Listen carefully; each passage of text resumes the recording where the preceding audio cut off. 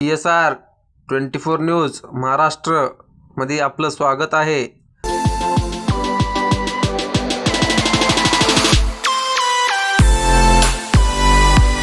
ठीक आहे, चला प्रश्न क्रमांक 5। बस बस बस 5 अध्यक्ष महोदय, प्रश्न क्रमांक 5।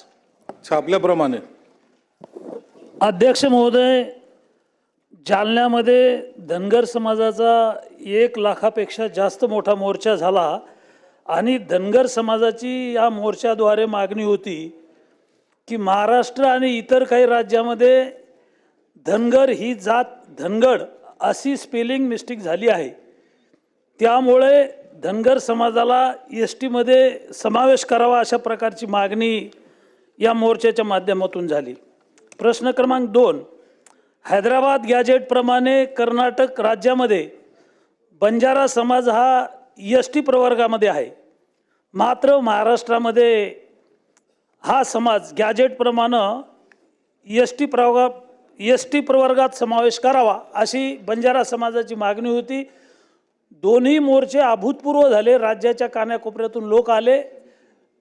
या संदर्भात अध्यक्ष महोदय, माझी मंत्री महोदयांना विनंती आहे, याच्यामध्ये एक समिती नेमून या दोन्ही समाजाच्या न्याय मागण्यांना सरकारने न्याय द्यावा। बोला अध्यक्ष महाराज, या ठिकाणी जे काही प्रश्न उपस्थित केले त्यानुसार सामाजिक न्याय विभागाच्या 2 सप्टेंबर 2025च्या शासन निर्णयावर अन्वय हैदराबाद गॅजेटमधील नोंदी तपासून मराठा समाजाला कुणबी प्रमाणपत्र देण्यात मान्यता देण्यात आलेली आहे। यांनी जो धनगर समाजाचा जो प्रश्न उपस्थित केला आहे, त्या समाजाला अनुसूचित जाती प्रवर्गातून आरक्षण मिळण्याबाबतची मागणी यापूर्वीची असून हा विषय आदिवासी विभागाकडून हाताळण्यात आलेला आहे। सद्य परिस्थितीत धनगर समाजाकरिता इतर मागास बहुजन कल्याण विभागातर्फे विविध कल्याणकारी योजना आदिवासी विभागाच्या धर्तीवर राबवण्यात येत आहेत।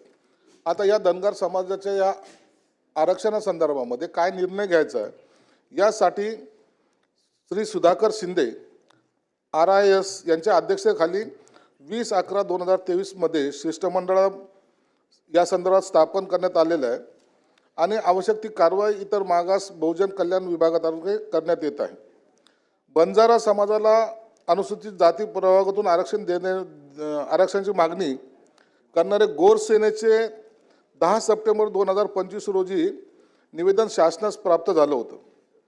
माननीय मुख्यमंत्र्यांनी या संदर्भामध्ये एक बैठक सह्याद्री अतिथीगृह येथे 4 नोव्हेंबर 2025 रोजी सन्माननीय मंत्री महोदय संजय राठोड व इतर त्यांचे सर्व सहकारी समाजाचे इतर घटक